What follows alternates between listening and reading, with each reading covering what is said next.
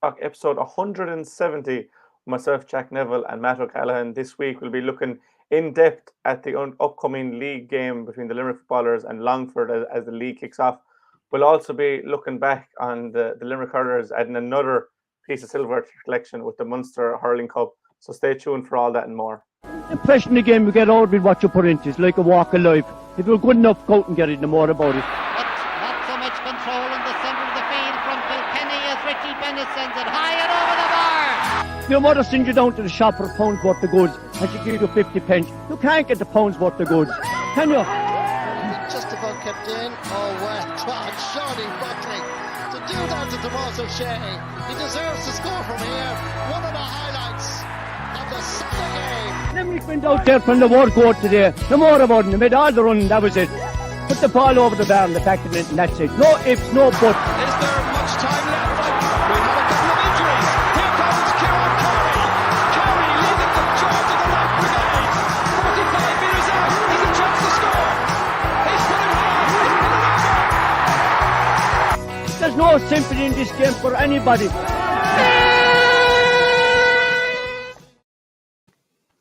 How are you keeping today, Matt? I suppose it's the last Wednesday afternoon of January. The month is really flown by. Hard to believe it, Jack, that we're a month into 2022 already. But I suppose before we start today, Jack, I suppose it's only fair to extend our deepest sympathy to our GAA County Secretary, Mike Reardon, whose mum was laid to rest earlier today. So we extend our sincere sympathy to Mike and his family. Yeah, I double on that sentiment there to Mike and all his family out there. As I was saying, it's hard to believe that we're nearing the end of January already, but we had the first piece of silverware at the weekend, and we'll talk in the hurling in depth as we go along, but it's been an action-packed month of GA. Actually, Jack, what you have just said is sums it up. It has been action-packed, and like it has been a pretty good month for Limerick now. Yeah, if you take using a broad brush at the moment, if you take the Munster Senior Hurling Cup and Limerick's we'll say Ard Scoil Riche's progress to the Hartley Cup final, and you had two very notable good wins for UL in the Sigerson Cup. So, like, there's an awful lot of positive starting in the year. Now, I know we'll be talking about the footballers in a few minutes, and people will probably say I'm selective in what I'm highlighting, but they probably didn't have the best of months. But there were underlying circumstances, and we'll be dwelling in that now in the next couple of minutes. Yeah, we might as well get into the football while we're at it. Hosting Longford in the first round of the league this weekend. Before we get into the game itself, it's the first proper venture into Division 3. Now, last year, obviously, we were in Division 3, but with the truncated format, you had 3 games. It was kind of do or die from the very start.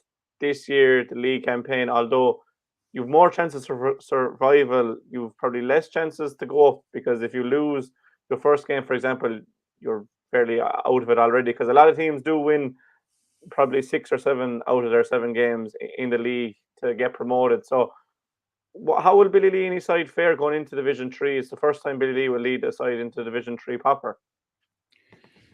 Yeah, I was speaking with Billy in the week, and first of all, he's obviously relieved that they have 4 home games out of the 7. He was making the point that the cards have fallen in Limerick's favour on this occasion. But having home games, Jack, as you know, in any sport is no good unless you make them count. And like we spoke ad nauseum last year in connection with home and away fixtures and the absence of home crowds, that it probably leveled up the playing pitch a bit. But now that crowds are back, there must be a certain element of advantage with it. Now, Longford should be a game that Limerick would normally be pinpointing as one to collect points. But it may not be that easy for reasons which we will go into with regard to absentees for various reasons from the Limerick squad. Now, just to put it into context, it's the first time the counties have met in the league since 2016, when Longford won by 16 points to 111 in Longford Park, or Pierce Park in Longford. And it is the 7th ever meeting in the league between Limerick and Longford. And to date, Limerick have won 3, Longford 2, and there has been one stalemate.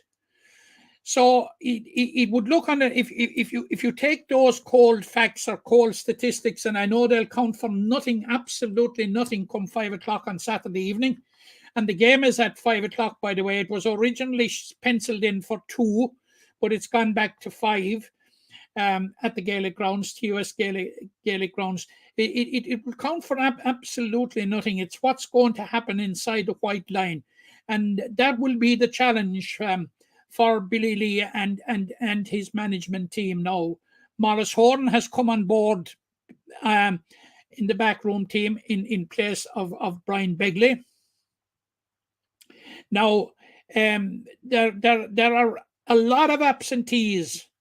If you take the Limerick team that bowed out of the championship last year to Cork in the Munster semi-final, there will be a number of notable faces missing, both from the first team and from the squad, because players such as for a whole variety of reasons, Billy has had to plan without Brian Fanning, Tommy Childs, Danny Neville, Pádraig Scanlon, Seamus O'Carroll, David Connolly. And there are other players, as we speak, that are involved in the Sigerson Cup. In that Paul Maher is captain of UL, who are due to play in a quarter-final early next week. And Gordon Brown, who's involved with Queens, they were due to play Carlow IT last night, for whom Tommy Griffin is on board. So, you know, that there's a quite... John Kiley spoke at the weekend about juggling with the Fitzgibbon Cup and all that sort of thing, and the number of players in his squad that were involved in the Fitzgibbon Cup. Now, Billy has something similar.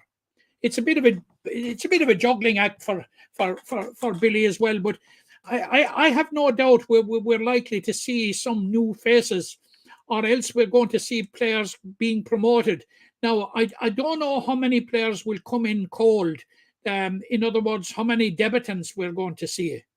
I suspect not so many, because like you referenced it there at the outset, Jack, about the first game. The first game, absolutely, you cannot overstress or overemphasize or overtalk up its importance, because it's hugely important, and particularly it is very important in this context for Limerick, because and I just don't want to skip ahead now or anything like that, but you kind of have to take a universal or a kind of a global view of it. Limerick's next game is away to Antrim. Yeah. You know, which is a tall order, because we know what happened when Limerick last travelled to Antrim in 2020 in Division 4.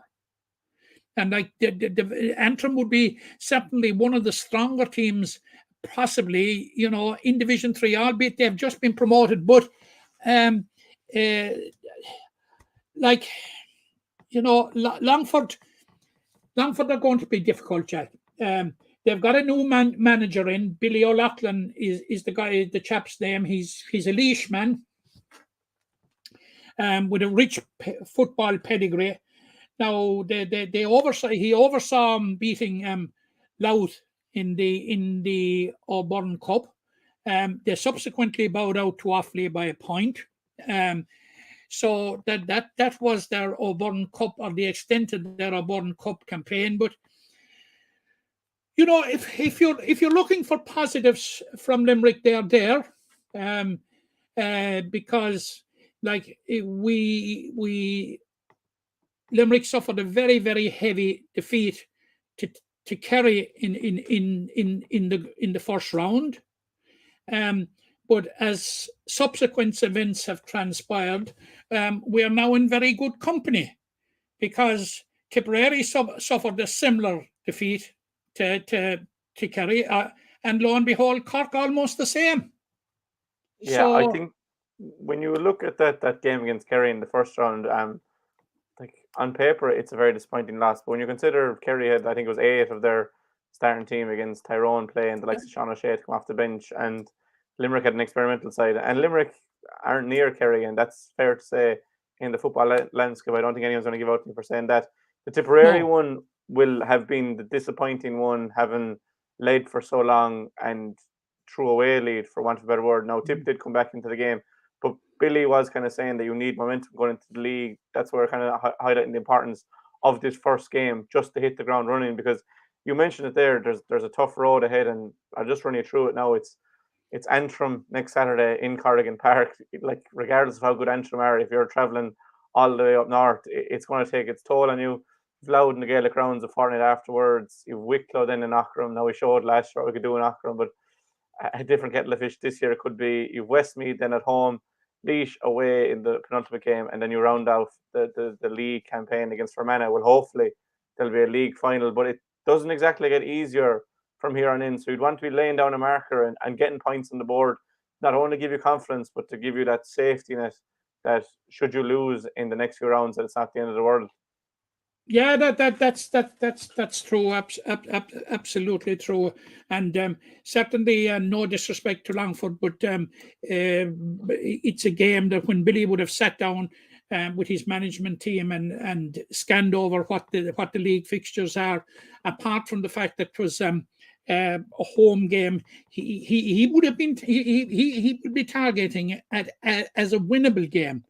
Now, going back to the Kerry show, which was poor, and you're right, Kerry had 8 of the team that were beaten by Tyrone in the All-Ireland semi-final, which is more than Limerick had of the team that were beaten by Cork in the Munster semi-final.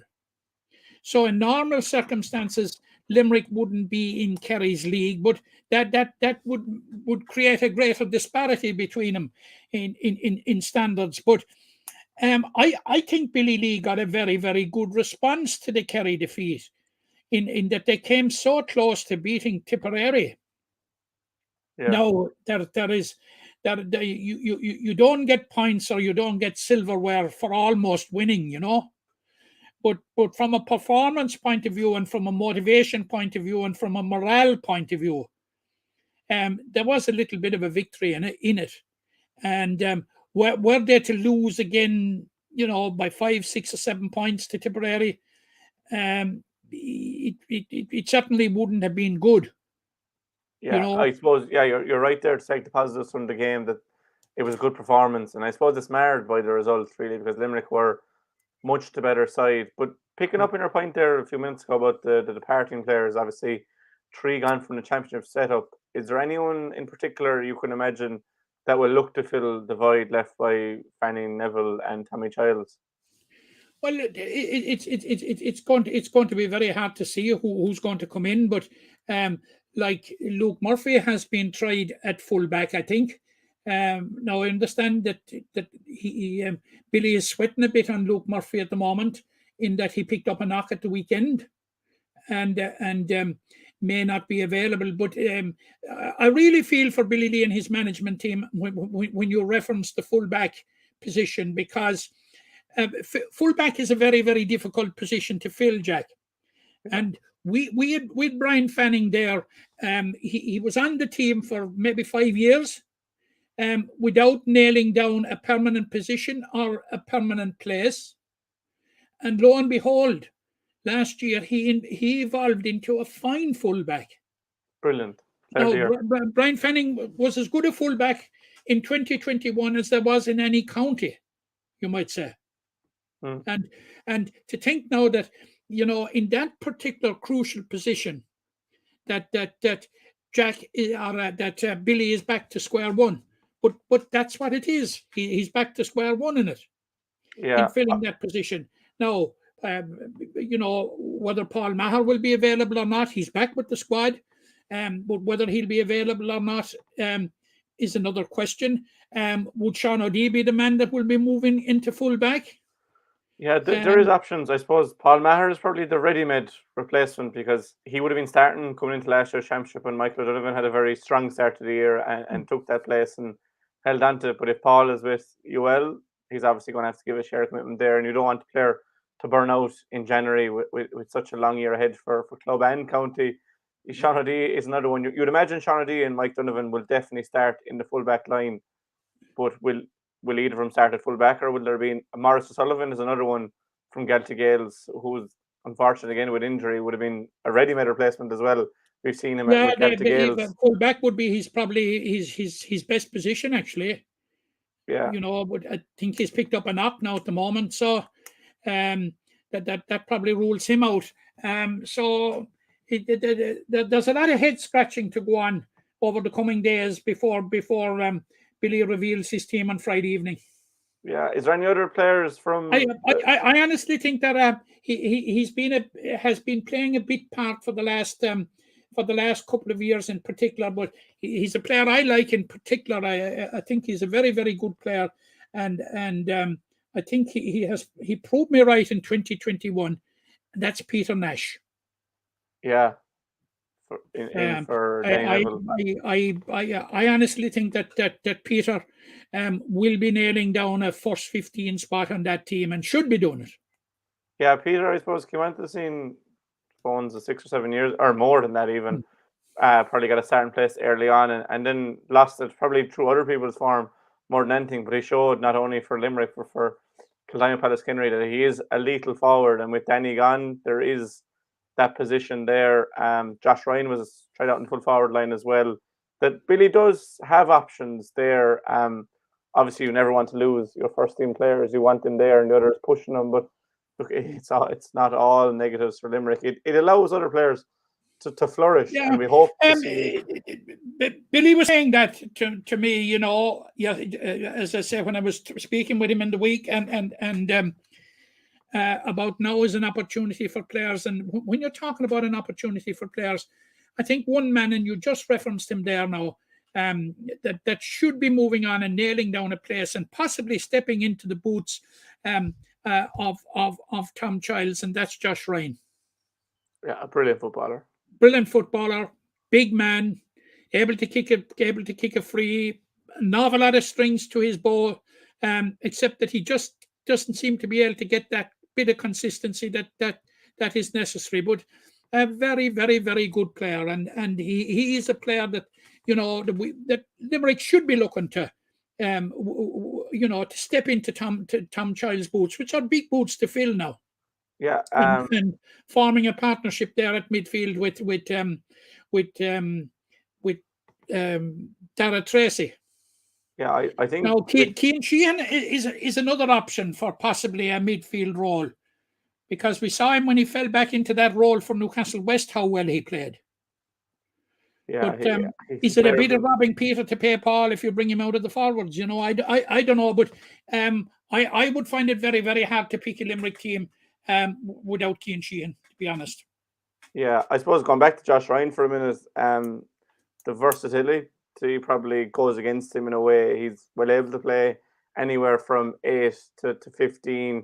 He's obviously a huge man, but probably plays against him as well because he can take it low or high, but it's generally will give it in long or high to the big man, and he can do either or. He's obviously an option for midfield. Tommy's brother Bob Childs is another who could play midfield. I know he kind of nailed down that wing back berth last year, but Tony McCarthy was flying it in the early part of the year, so there could be a lot of shuffling in this Limerick team, Matt. Tony McCarthy is a very, very solid player as well, and an adaptable player. Like you have options, like you could move Tony to midfield. You possibly could move Killian Fahy there, but take him out of centre forward. Possibly move Cian Sheehan there. But my choice, if I had, I would be trying to nail down a partnership between Josh Ryan and Dara Tracy. Yeah, it's interesting you mentioned there pulling Killian Fahy out of centre forward. I think there's a ready-made replacement there, new into the panel. I know he's a club mate of mine, obviously a relation of mine, But Darren was brilliant in his debut. He came on briefly against Kerry, but his debut against Tipperary conducted the orchestra from centre forward in his first game. I think he's a brilliant footballer. I've seen him up close my whole life. It's a pity himself and Denny can't do what they do for Ballystine on the grand stage and all, but he's a player I'd love to see play this weekend. Now, as you said, what will Billy do? He obviously won't want to throw a lot of people into the deep end, but he's without. That's the point that I'm making, Jack. That I think there's a lot of new players on the panel. Like you have the like of Shane Barry is new to the panel. Rory O'Brien is new.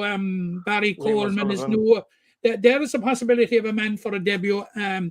Morris O'Sullivan, as you mentioned, is new. Liam O'Sullivan. The lad from Kildimo Pallaskenry. Yeah, John Hayes, Liam Kennedy. There are a lot of possibilities there, but I think Billy will be slow to put in too many of them. I think he will go as near as possible of what is available to him of the tried and trusted. And I think you will be looking at initially at he trying to find immediate replacements. Big task now for Brian Fanning, Tom Childs, and Danny Neville. Yeah, there's a big task there just with naming the team. Really interesting to see. Darren Noonan is another player. Yeah. That could come into the reckoning, and of course not to forget Tommy Griffin. Now we've seen Tommy in two positions.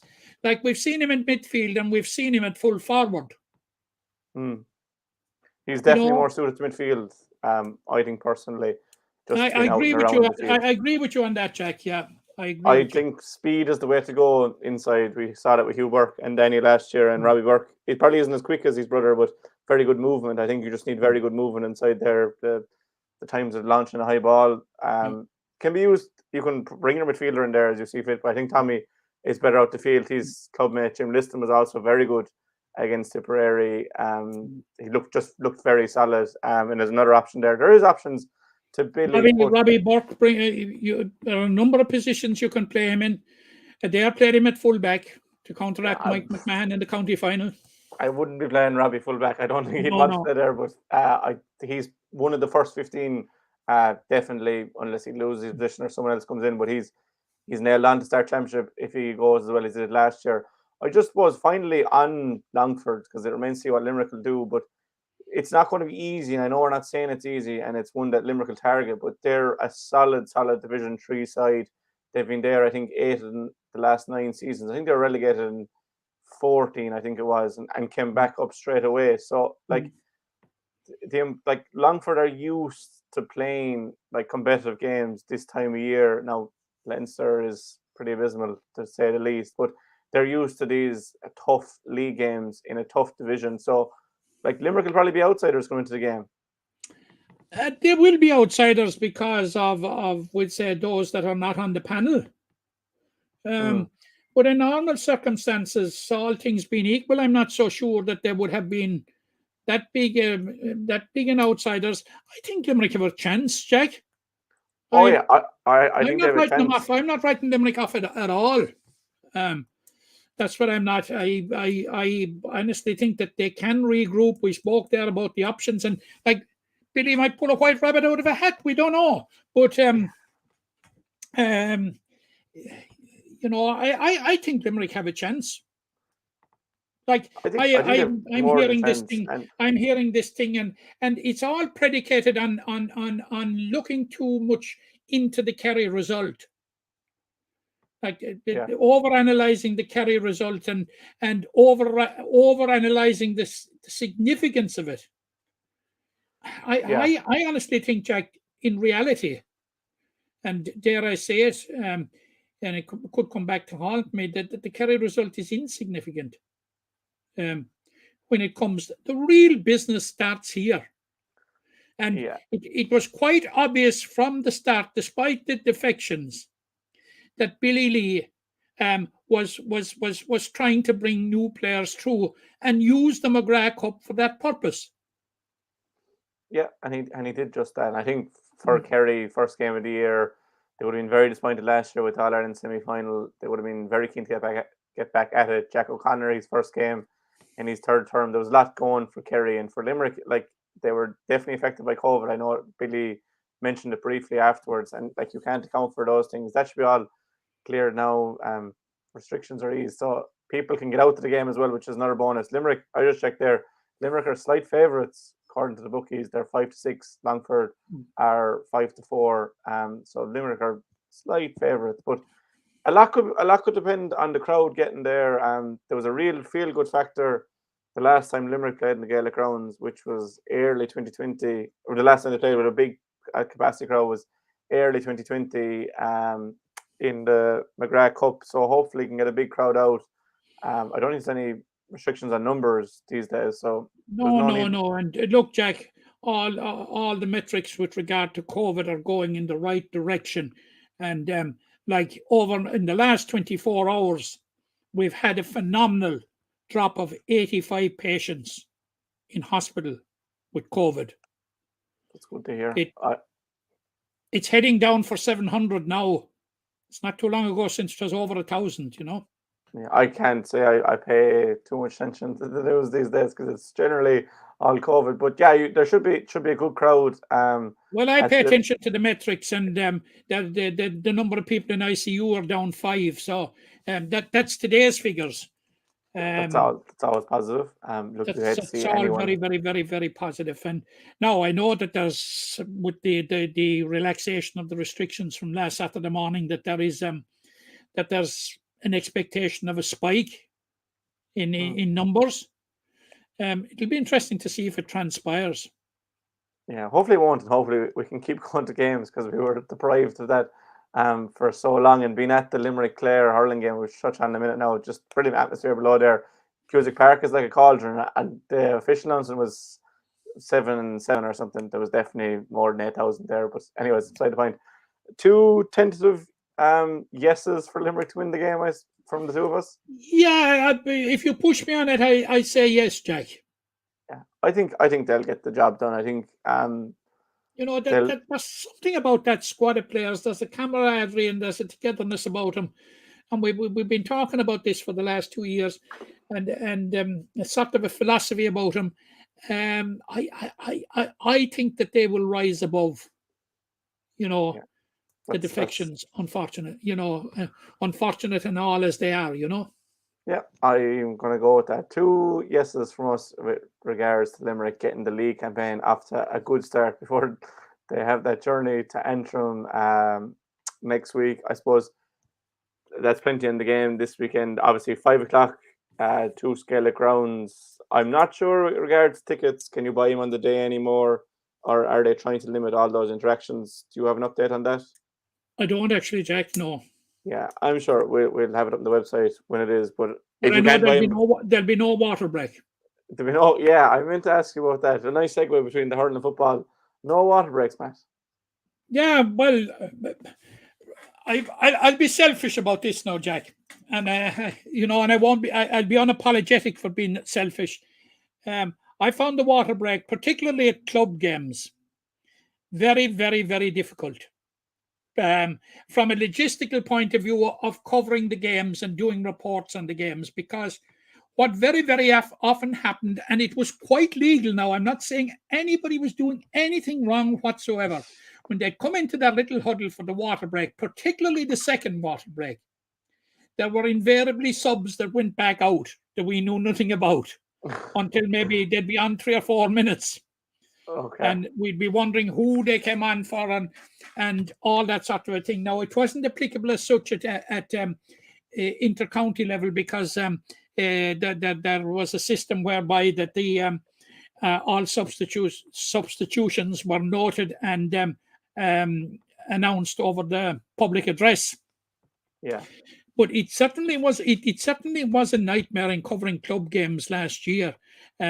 You'll have to agree with that. I'm glad to see the back of them, Jack. Yeah, I've been the opposite end of the camp, both from a work point of view and playing the games. Playing the games, I knew myself as not being far from the fittest, that you were looking for that little break in between the half, make it 4 quarters, nice and handy, take your time, get your water. I think the way the game is going as well, it's developed so much with But you, Jack, tactics. you always had a big bottle of water in the goal. What are you talking about? Yeah, but I mean, I know that, but I mean, it's just like the intensity. You can just take a minute to bring it all in. Tactics, you can get like if something is going well the first quarter, you're like, yeah, more the same. If it's going bad, you have time to reassess. You can talk to your manager. I know from playing goals, like puck outs and kick outs were so important that you could just have a plan in place that this is our kick out now that we're going to just get hands on ball. From watching games, I think hurling and football are so fast. Like it's so hard to keep up with them sometimes that it gave you a chance, just again a breather, just to relax, chat to whoever's beside you for a second to your summations of the first quarter. I just like this. I'll be sad to see it go, but I'm sure we'll have forgotten long about water breaks by Saturday evening when you have the first game without him. It will be strange in a way because you would have been looking forward to him a small bit. Just I know for myself with writing notes and things that it was just a chance to reflect on them and get a few things down, but they're gone anyway regardless. But no contact with the players now. Like, how do you think that's going to affect the team that Limerick that we've so famously seen them with their board at matches and Well, the Limerick have been. It has been insinuated, and it's an accusation that has been levelled at Limerick that they're using the water breaks mainly for anything other than the intake of water. So I don't know how much, but Limerick won games and won an All Ireland and won trophies before the water breaks, Jack. They won them during the water breaks, and I'm confident they'll win them after the water breaks. Yeah, I think that there's no doubt that Limerick should continue their win streak. I don't think the water break was playing that much of a part. I know I just have here from John Coyley. He said, well, by all accounts, it's going to be a major setback for us. We have to wait and see, won't we, when asked about the water breaks, because, as you said, Limerick were kind of the poster boys for what's wrong about the water break. But they were taking on water and they were getting a message from probably the best coach in Ireland in any regard. So why wouldn't you use him if at all possible? But while we're on Limerick, but again, it'll come back to John Kiley. I have the utmost faith in John Kiley to find a way around it. Yeah, but in the final game, the Hurlers will play with a water break. It's an 11th or 12th trophy, Matt. Are you counting the Fenway Classic? Yeah, you count everything that you get silverware, you get your hands on. Like Limerick captains, Declan Hannon in particular, must have silver stain on his hands at this stage, from picking up silverware. Look, it was a hugely encouraging performance from a Limerick point of view, Jack. From a neutral point of view, or we'll say from those outside of Limerick, it must have been a frightening performance. To see that the team that won the All Ireland in such dramatic fashion only last August, that only 4 of them lined out, and that the team put on that display. It is frightening. It's actually mind-boggling, Jack. I don't know if you were an opposing manager and trying to find a way of getting the better of this Limerick team. I don't know how you'd go about it when you'd see that kind of thing. It was absolutely it was all right. The wides went into double figures, but Jack, against a pretty strong Clare team, Limerick scored 27 points. Yeah. Now, Clare had what was effectively their first line, half-forward line. And we saw the performance of the trio on the half-back line, Colin Coughlin, Ronan Connolly, and Paddy O'Loughlin. Yeah. Absolutely outstanding. Yeah, I want to touch on Limerick as we go on, but I'm just interested to see your point of view on Clare, because for me, they're a talented team, obviously. No one plays inter-county hurling if they're not talented, and they have some really good players. But condition-wise, like, they got bullied, and like that shouldn't happen against a largely second string. Even if it is Limerick, they should be the ones setting the tone and they tried it with the wrong men. They tried it with Limadanu at the start. He was definitely the wrong men to do it to. But Oh Lord Almighty, it was, but for me, whoever Claire, thought that was a good idea would want to go away anyway and have a long rethink. But I think to beat Limerick, you're going to have to try and take him on physically in some way, shape, or form, not to be bullied. But I was just really disappointed with Clare. Did you kind of feel that way too? I got a sense over the last 2 years in particular, Jack, that I thought Clare's, and I think it has come to pass, like Clare's dependence on Tony Kelly was far too great for the good of the team. Yeah. He's an absolutely phenomenal player. But I thought Clare were rather rudderless on Sunday. I honestly thought they were poor, if I'm honest. And I think they got a very close up of what they have to do to come up to Limerick's level. And Limerick's level, as you know, Jack, is what's needed to win trophies. And Limerick's level is a lot higher than what we saw on Sunday because they just beat what was in front of them, realistically. That's exactly it. And like they're not even they weren't getting a view of the best even on Sunday. Not even close to it. And I suppose there was four. There was Barry Nash, William Donoghue, Garrod Hegarty, Dan Morrissey. Dan Morrissey was a late replacement. But outside of those four, we don't know if their position are nailed down, like who has really impressed you in those two games outside of, we'll say, the front line four? Richie English has really, really impressed me. Yeah. How good was he on Sunday? Excellent. Couldn't quibble whatsoever with he getting man of the match. And a point as well. It's rare enough you see Richie scored a point. He did. Well, he's been known to do it. Yeah, but it's uncommon but not unknown, And it was brilliant to see from Richie's point of view as well, because he was starting last year in the Munster Championship, and realistically he probably wasn't back to full fitness after the Cruciate. You see it even with the best athletes in the world. Like even Virgil van Dijk now for Liverpool isn't back to where he was pre-ACL, and and he's getting paid to do it as well. Like, so for Richie to have his day job and recovery, but he's bang on it again. Like, so you have four fitting into three there. We have Mike Casey's coming back.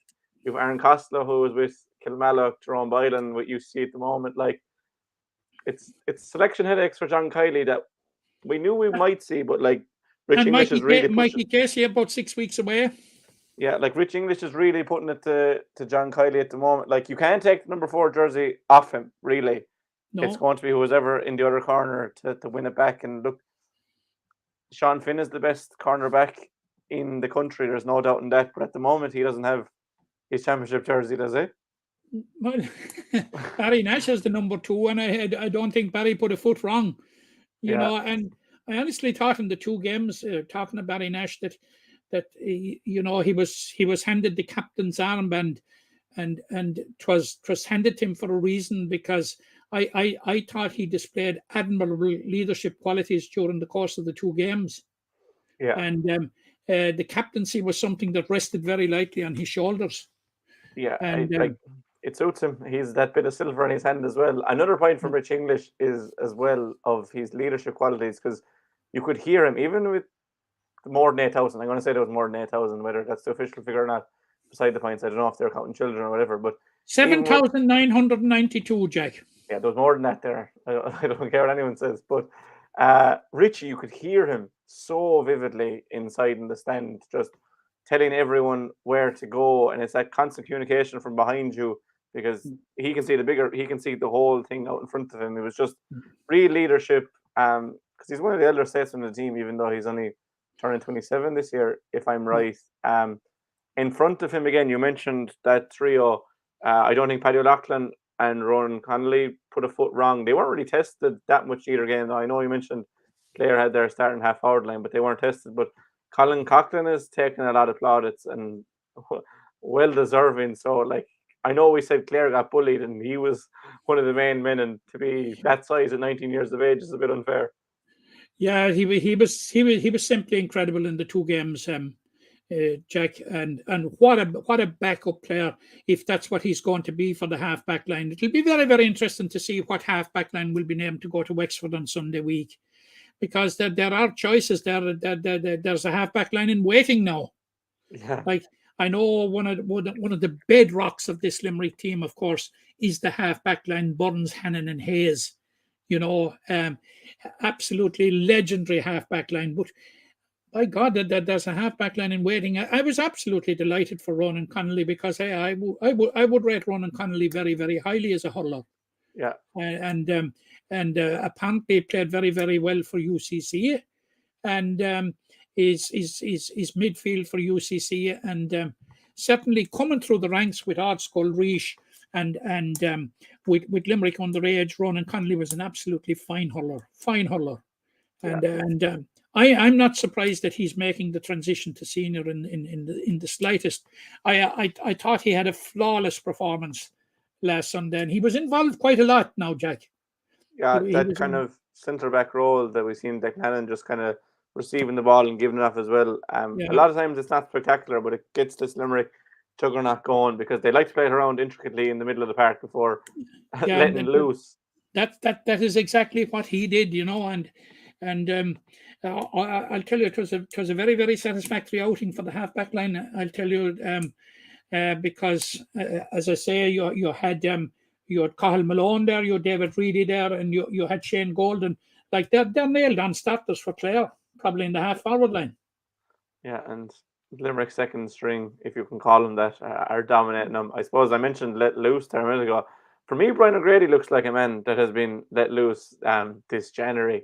I thought he was brilliant against Kerry, and we kind of spoke about the opposition, that Kerry weren't up to much, in fairness to them. That day I saw him pretty well against TUS. Excellent again. The driving runs and more the same like last Sunday. That's 3 games in a week. He scored 5 points from midfield, but so much work, so much energy.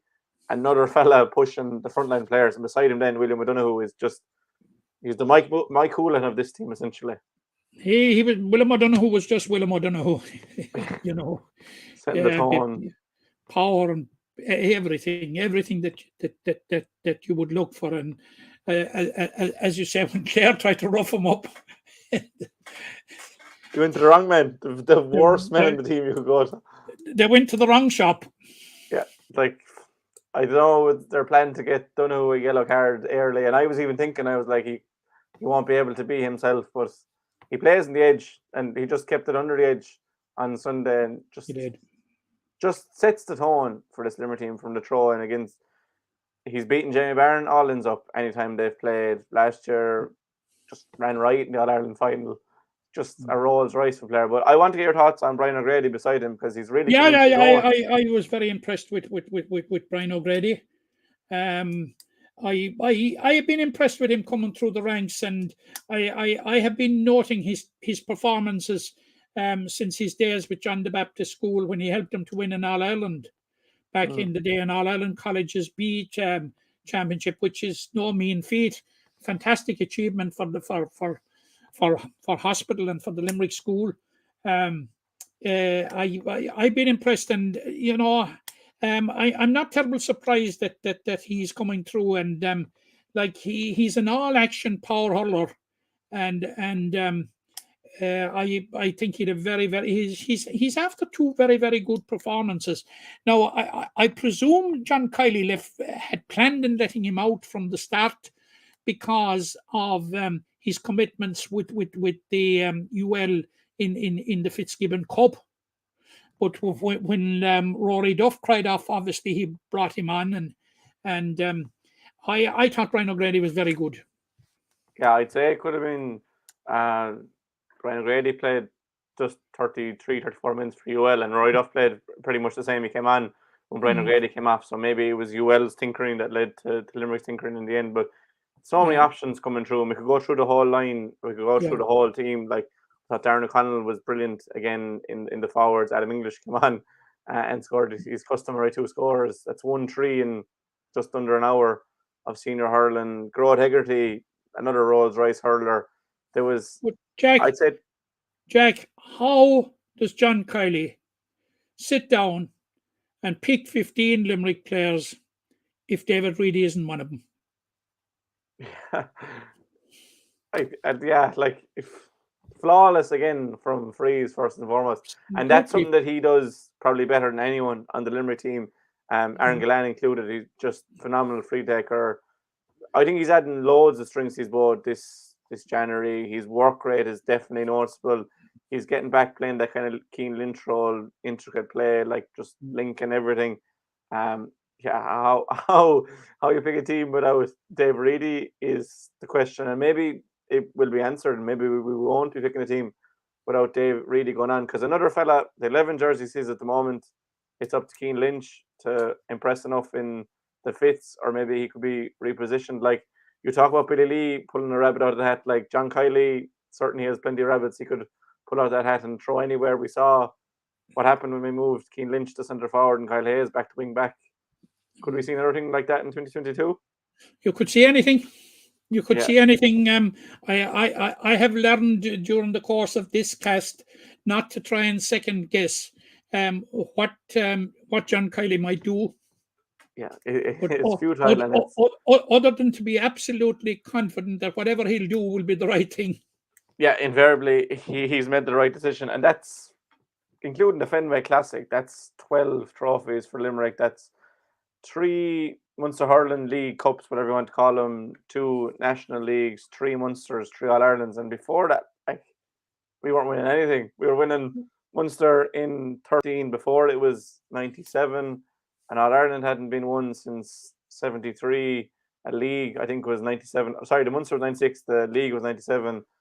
Like, it's just incredible. I remember on a cold, wet, dank evening, Limerick winning the Waterford Crystal Trophy in Mallow. I think it was about 2015. Oh yeah, I think it was Keane Lynch's debut year. And the celebrations were such after it that we had everything but a homecoming. Yeah, and you'd hardly have to have a homecoming for Munster at this stage. They're winning so much, but long may it last. And Mike Reardon had to get 2 people to lift the Waterford Crystal Trophy out to the boot of his car. I remember quite clearly. It was a huge, massive thing with glass hanging off all sides of it, and a trophy worth winning. Like, but in terms of prestige, in the greater scale of things, maybe not. But certainly for Limerick at that stage, it represented glassware. At least for Barry Nash's sake, silverware, you know. Yeah, for Barry Nash's sake, it was a smaller trophy, the Munster Hurling Cup, so he was able to lift that all by himself. But he was brilliant to see. A question here for you, Matt: Has the time come to split Limerick hurling into East and West, like they tried to split Dublin? No. Mono answer to that. No. We'll keep it like this as we can, and we'll be talking about Limerick hurlers more in depth next week. Obviously with the league starting against Wexford. Another thing I want to touch on is the Harty Cup.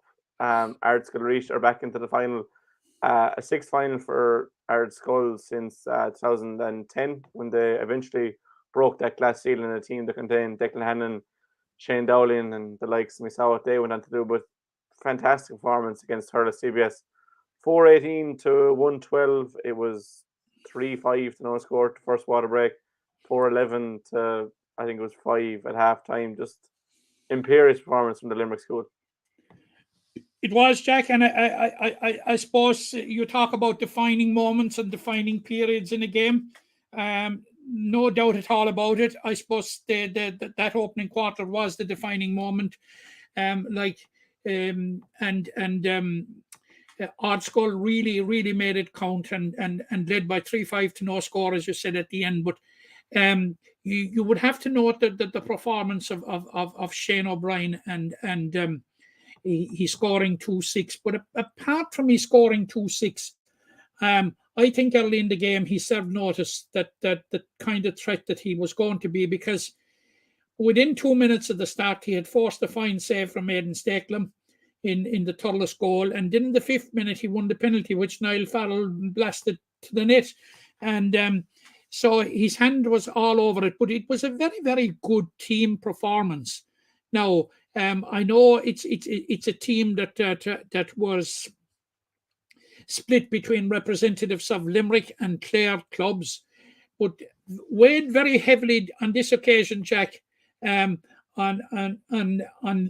favour of Limerick clubs, because I think 11 of the starting 15 were from Limerick clubs. I think apart from the goalkeeper, one corner back, was it? Niall O'Farrell and Young Kennedy, the corner forward. I think the rest were Limerick, were they? I think that was the height of it. Obviously, Oisin O'Farrell is playing hurling with Skeaton, so all the best to Oisin in the final. It's brilliant seeing a Skeaton man in the final. Shane O'Brien is Kilmallock. So they are picking from a nice few areas. You've Michael Gavin then from Ballybrown. Well, I know that would probably be near enough to the city, you know. Treja Carey is the Piercy. You've Vince Harrington from the Piercy, who I thought was very, very, very good.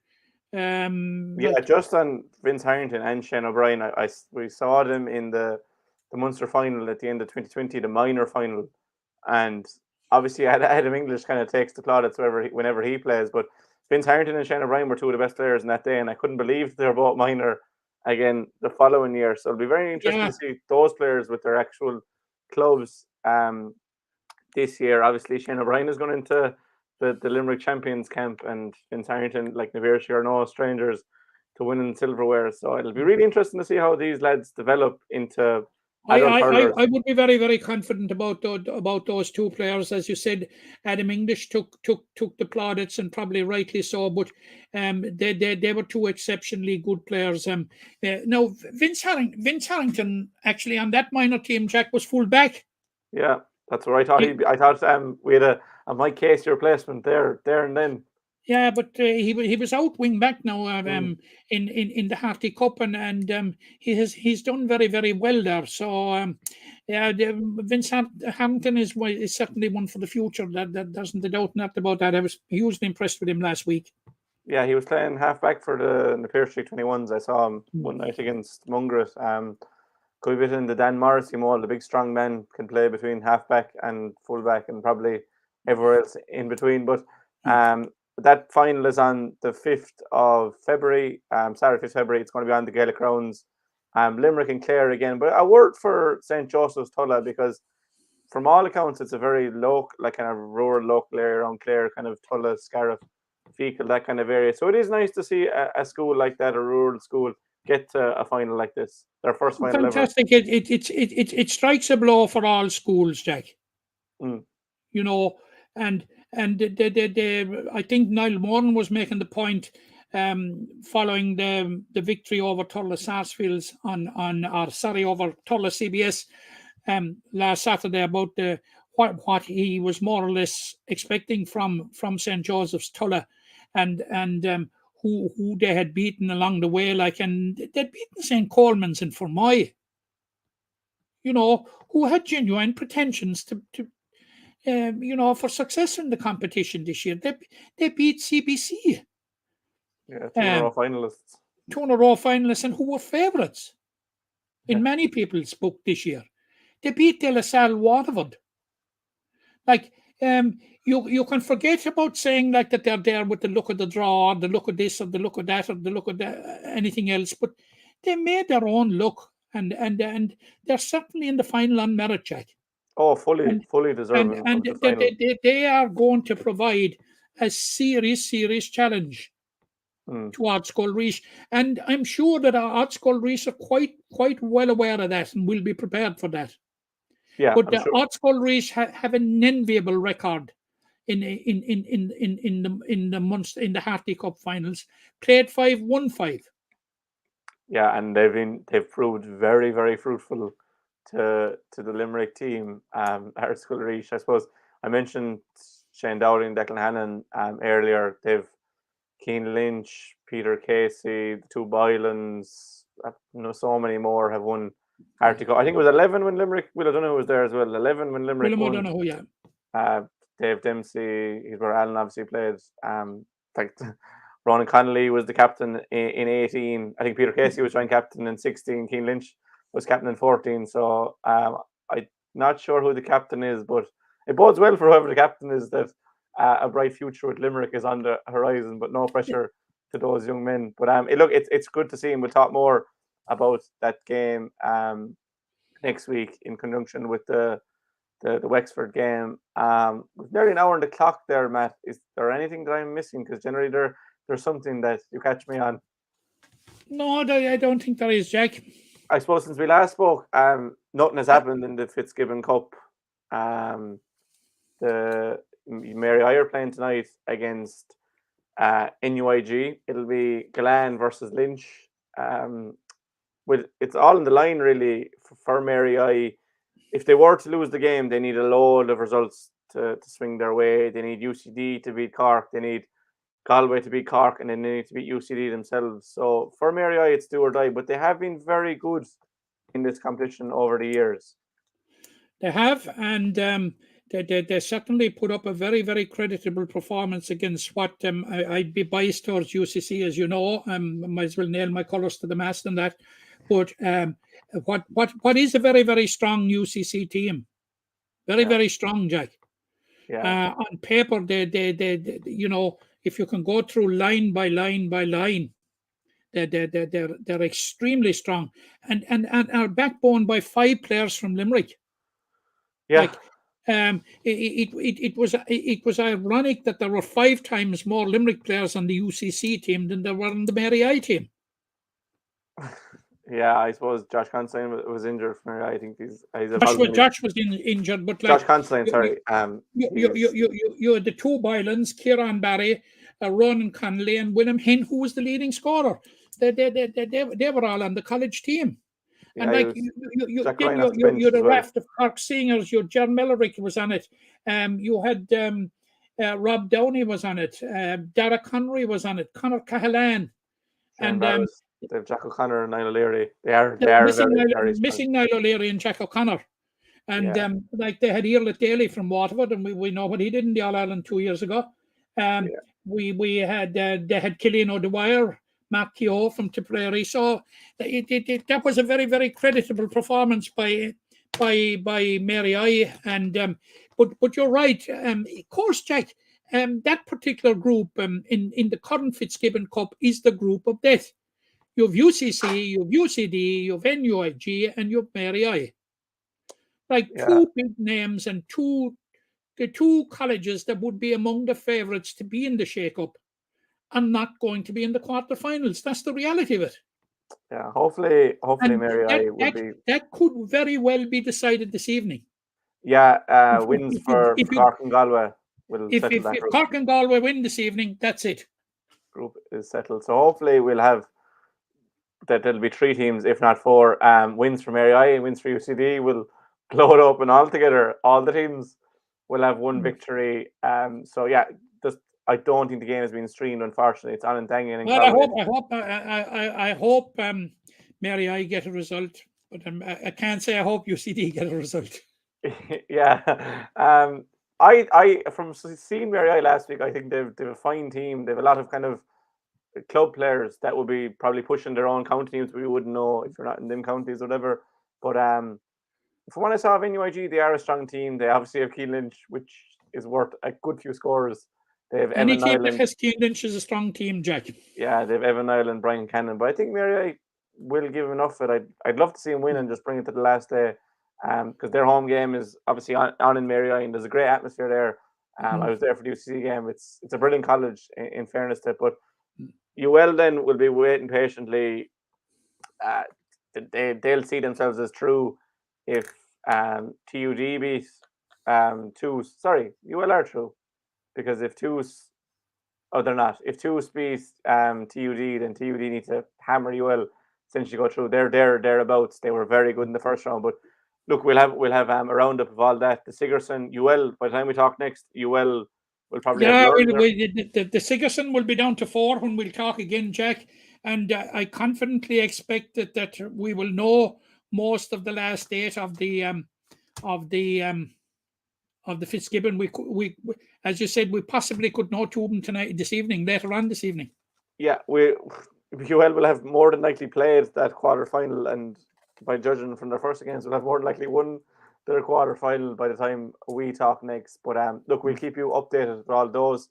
I suppose that we will conclude there, Matt. It's busy weekend again now. We have the league back in action. We can look forward to that game at the Gaelic Grounds. People can go. We can meet your friends. You can get a coffee before the game and stuff as well. I suppose a shout out to Darren O'Connell and his business Chill the Beans. There's another one out there in just outside the Gaelic Grounds. It was a place where I went during the summer months during lockdown. He's one in Mungret. It kind of was something you could look forward to the weekend. So he's branched out again. So the best luck to Darren in his ventures on and off the field. Absolutely. I don't drink coffee, but there's lovely hot chocolate there if you want to get it for the game. But try and get out to the Gaelic Grounds this weekend. You're a pity for hot chocolate, Jack. Yeah, I just drink tea and hot chocolate. They're the only hot drinks. I wouldn't even drink a hot whiskey or anything like that. It'd be too strong for me. I have a delicate palate. Playing in the Limerick Senior Football Championship and drinking hot chocolate. Yeah, sure. Look, I have the rest of the Ballysteen lads to look after me, and I can be there comfortable in goals with my hot chocolate. But anyways, get out to the Gaelic Grounds the weekend, make an evening of it for Billy and his side, and next week we'd exhort everybody to do it and really get behind them, and forget about the Kerry result. This is the league. This is Limerick's second year back up in Division 3. They acquitted themselves very, very well last year. A very good win over Tipperary in the Gaelic Grounds. A strong Tipperary side. Were unlucky against Offaly in round 2.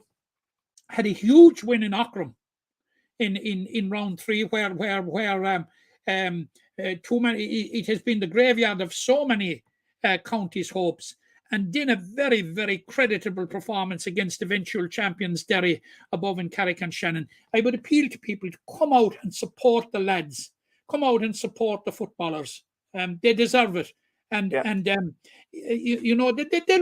will not be disappointed, because I'm convinced. I think that Limerick will probably get off to a winning start. Yeah, and you don't want people joining that bandwagon. Get there early. You'll be there to see Limerick, hopefully beating Longford. You'll be there when they're reaching Division 3 finals. Things you won't be you must remember that Limerick didn't use their talisman at all during the McGrath Cup, and I'm talking about Ian Corbett. Like Ian was rightly rested after his travails and his exertions with Newcastle West, and he's going to come back fresh. And we know what he brings to the table. But, I would appeal to the Limerick supporters to come out in force and help Billy and the lads get over the line. Yeah, I'm getting excited for that game now. Again, Saturday evening at 5 o'clock. Originally, that's the important thing to stress, Jack. It was originally fixed for 2 o'clock, but it's now back to 5. Yeah, and lovely. And there's no panic to get into the pub afterwards at 8 o'clock. All night, you can take your time in the Gaelic Grounds. You can go into the shop and get your sandwich or whatever beforehand. You'll be lovely soakage then for the night out. So we'll see you all. John Ryan will have the food outlets stocked up as he always does. Yeah, ready to go. So yeah, that's all from us today. We're looking forward to seeing you on Saturday evening. But for now, anyway, thanks a million, Matt, and we'll be in touch next week. You're welcome, Jack. Impression the game we get out with what you put into. It's like a walk of life. If you're good enough, go out and get it, no more about it. Not so much control in the centre of the field from Kilkenny as Richie Bennett sends it high and over the bar. Your mother sends you down to the shop for a pound's worth of goods and she gives you 50 pence. You can't get the pound's worth of goods, can you? Just about kept in. Oh, well done, Shawnee Buckley. To do that to Tomás O'Shea, he deserves to score from here. One of the highlights of the Sunday game. Limerick went out there from the word go today. No more about it. They made all the running, that was it. Put the ball over the bar and the back of it, and that's it. No ifs, no buts. Is there much time left? We have a couple of injuries. Here comes Kieran Curry. Curry leading the charge of the right brigade. 45 metres out. He's a chance to score. He's put it hard. There's no sympathy in this game for